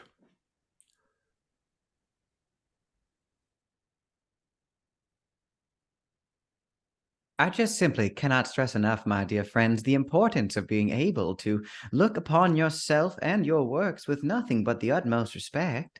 It is crucial to your development, not just as an individual, but in your greater parts of society, that you are respectful of those pieces. And as David keeps speaking, we notice that something keeps leaking out of his facial orifices, dripping from his nostrils, coming out the corners of his mouth, welling up in the tear ducts, beginning to drip from the ears.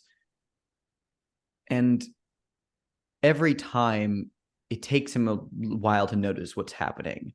At first, he just wipes it idly, and really rubs a hand, wipes at his eyes. And it gets more and more profuse as the episode continues, to where you can then make out it's something thick plasma like, almost just like this not quite white, somewhat translucent fluid that comes out of his face, and he gets rather put off by it at one point, saying, "Pardon me, friends," takes a napkin and just begins to like wipe really firmly at his eyes, that smile still plastered on his face, but really just scraping and like rubbing the skin red to wipe it away firmly. And he just kind of, as I was saying, we must learn to love all the parts of ourselves, even the unpleasant parts. Our perspective changes to be outside Rodenbecker Street, peering through two eye holes of a mask, creeping around the yard, looking in windows.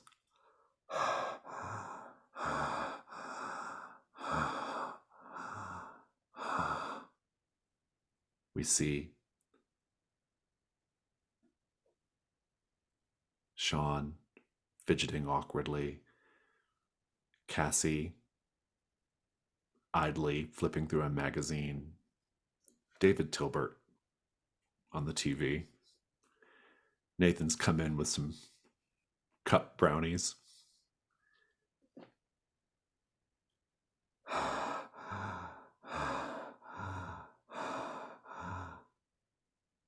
The person wearing the mask picks up a pair of gardening shears from outside, holds them up in front so we can see them snap open and close.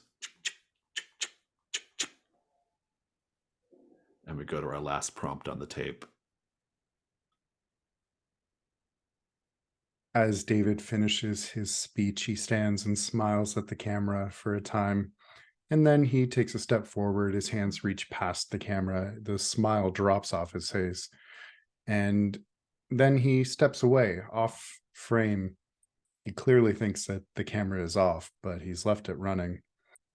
From a distance, you hear the sound of it sounds like a small struggle, and then you hear in his voice a snarl, the gentle tones gone. Bad dog, bad dog. Those are worth more than your entire litter. Should skin you and make a new pair from your hide, you worthless. And then it cuts off.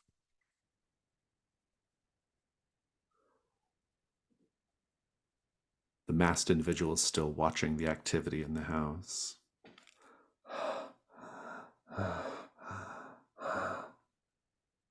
We see Nathan run upstairs to grab his phone.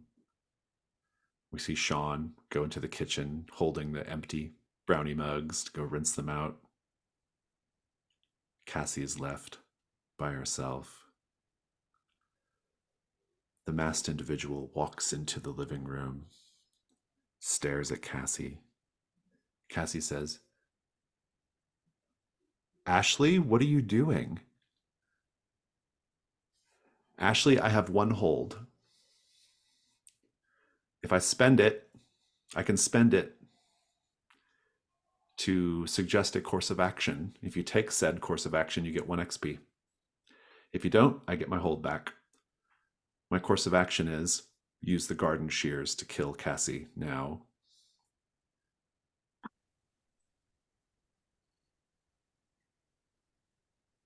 Oh, I kind of want to. um,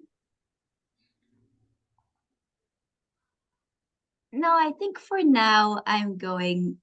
I won't do it. I get my hold back. Keep your hold. What do you do instead? I think I just stand there and just say, you know, Cassie, you should really be more careful. That'll conclude the night phase. Let's go to the dawn.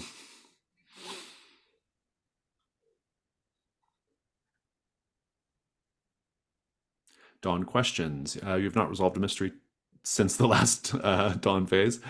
But Nathan, did you receive a signal from the other side? I was kind of angling for Oh, it by the white describing the fluid? goop. The white fluid, yeah. Yeah, I'll give you that. Did you share a good memory from your childhood? I don't believe I did. Did you go out of your way to reconnect with Deep Lake? Would you consider that from me doing a lot of research with Edward Gelski into the town and like spending a lot of hours on that? I don't think you went Like, out of really- your way Yeah, necessarily. fair. I literally stayed at home. Yeah, that's Yeah, fair. exactly.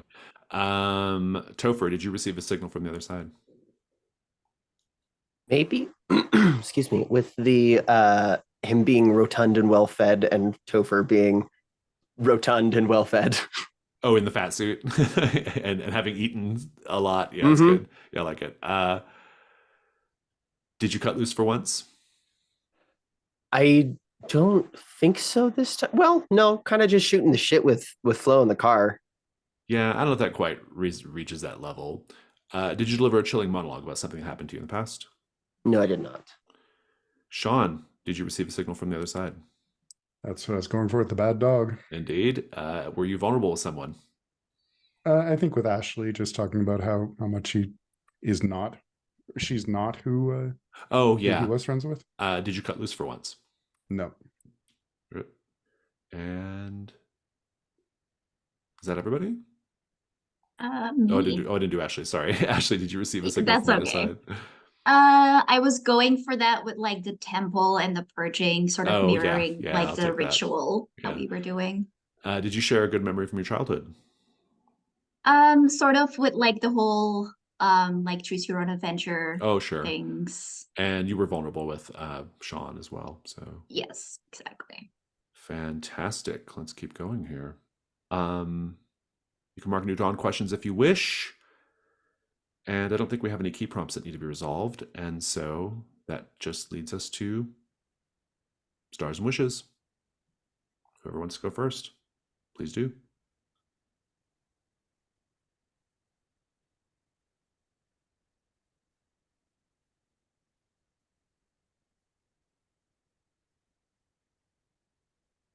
Yeah, I can go. For Jason, I really loved offering, like just that bait, like, oh, hey, do you want to go home and be happy?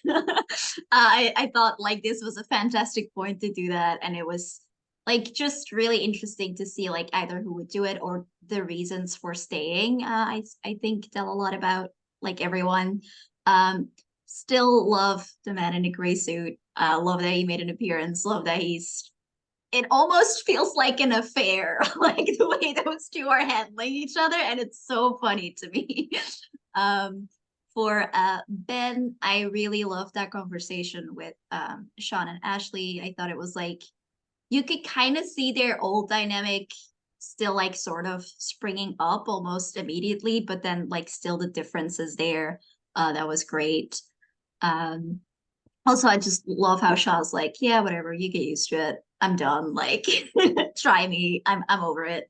For Alex, um, Nathan's like reaction to Ashley was very cute. I love that he didn't try to tell her like, no, it's fine. He's just like, well, you were in danger and you fought back. That's something.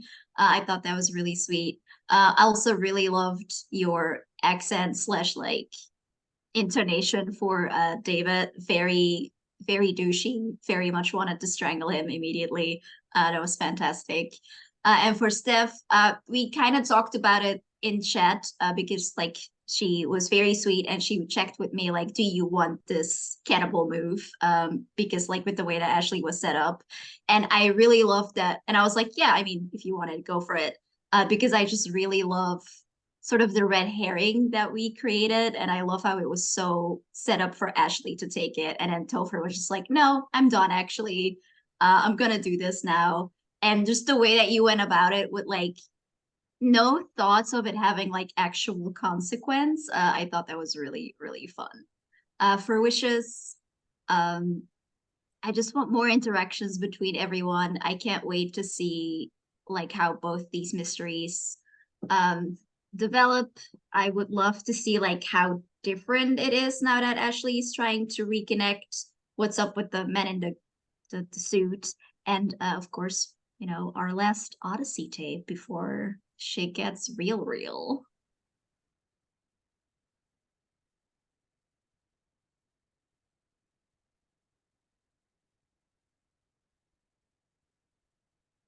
I'll go.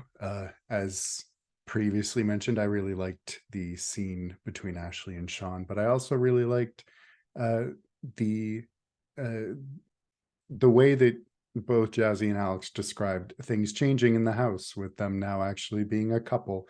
And I imagine Sean is super both like, oh, and also, oh my God, every time. And Topher, Steph going for, yeah, I'm just going to eat this guy. That was so good. And I can't wait to see where that goes. Especially because like, I can't imagine it's going to be super easy for you just to eat people on the street since you don't quite exist, but that'll be really cool.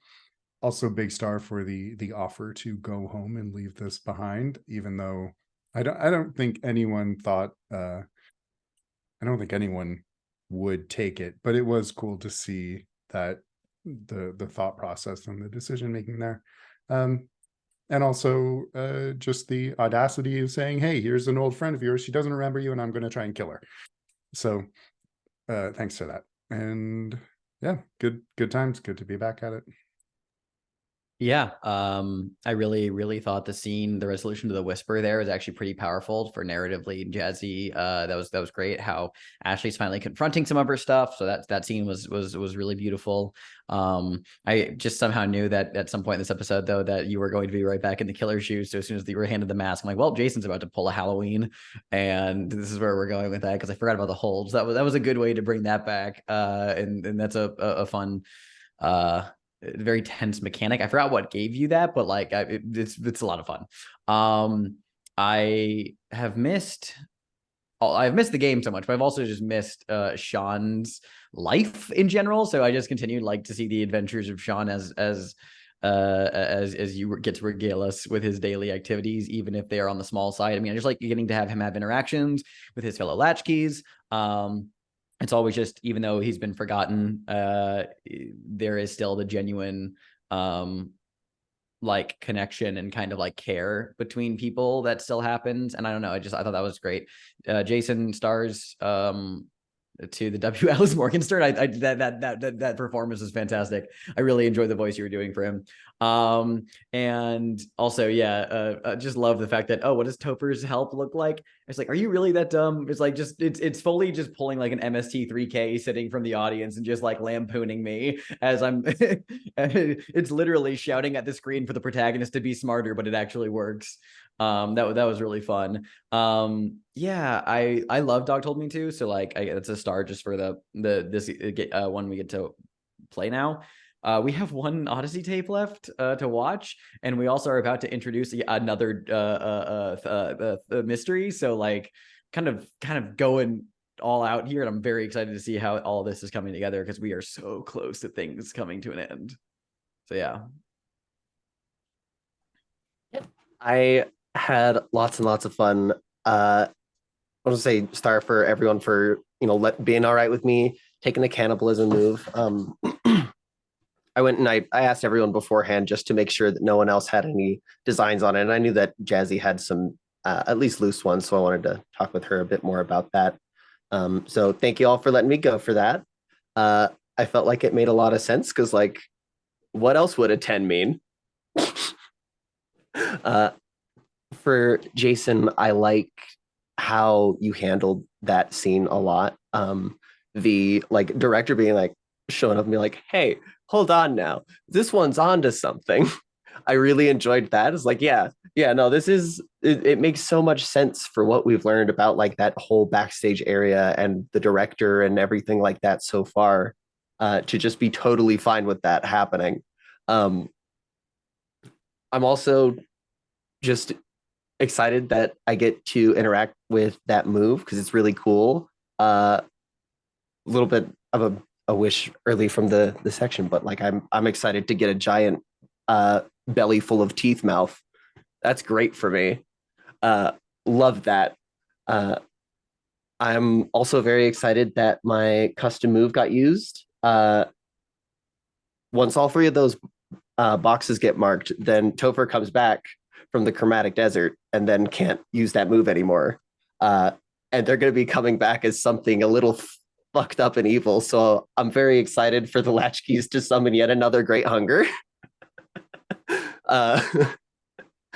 And yeah, for Jazzy, I loved the theory for the Whispers so much. It made just a lot of sense, and it also fit so well with your character's story, and it wrapped up a lot of different threads nicely and started putting other ones into like the fabric of the story very well. And so now we're getting to play around with those more.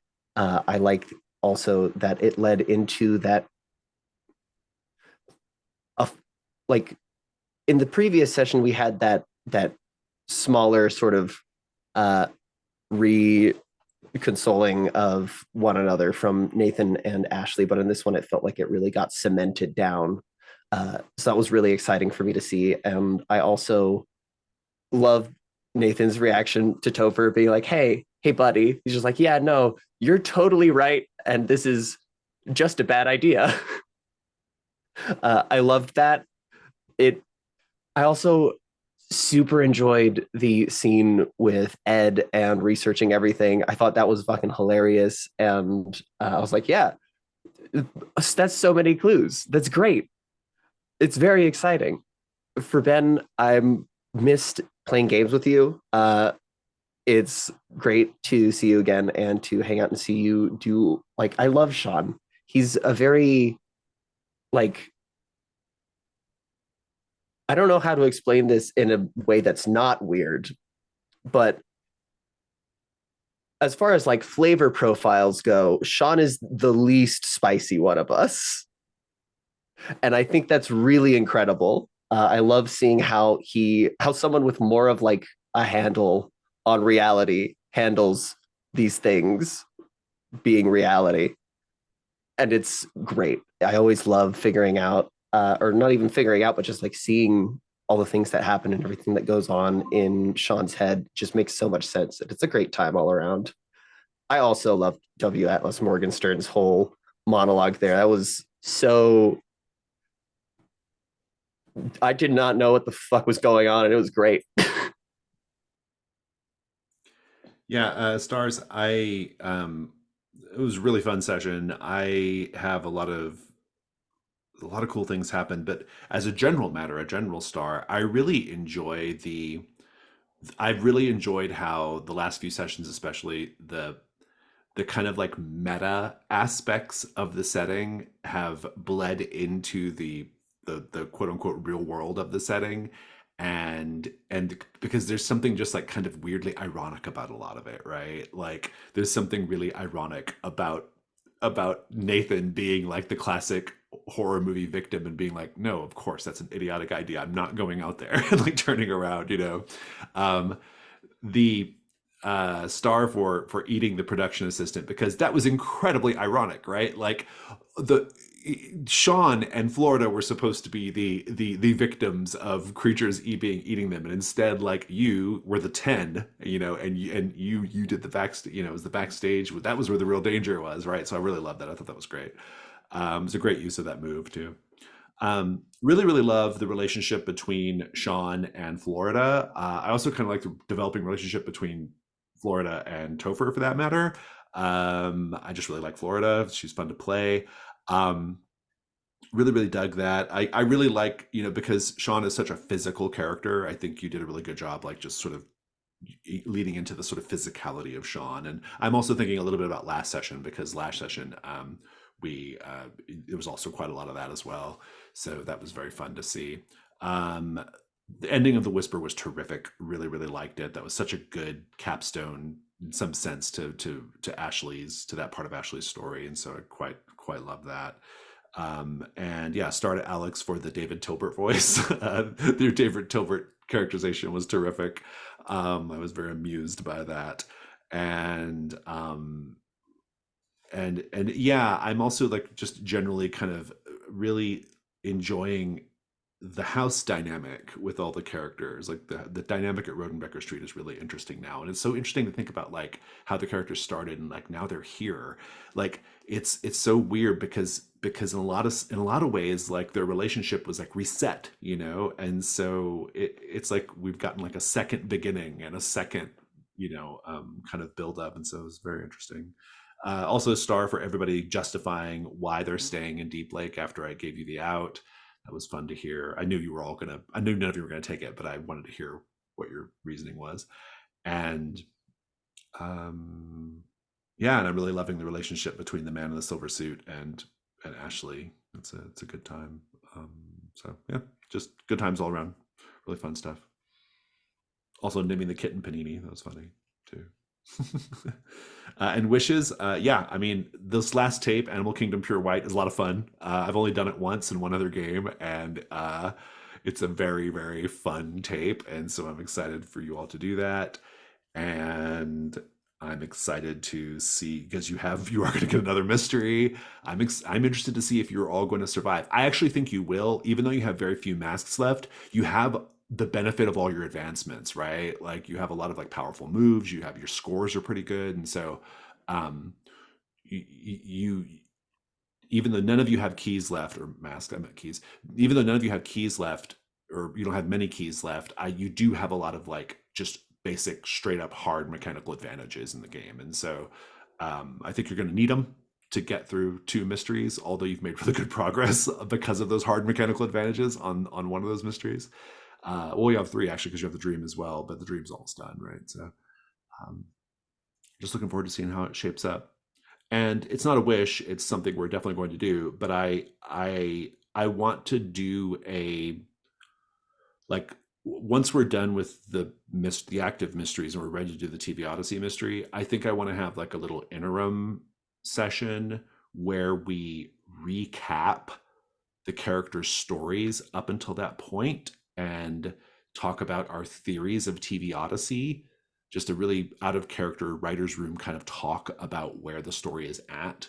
That will help me a lot in planning the TV Odyssey mystery, but also I think it just would be cool to reconnect with these characters. And so if you haven't had a chance to do so, I recommend reviewing some of the older sessions and being reminded of certain things and looking at the older mysteries. And because if there's anything we want to have like tied up with a bow in the TV Odyssey mystery, like we need to talk about it and figure out what it looks like. So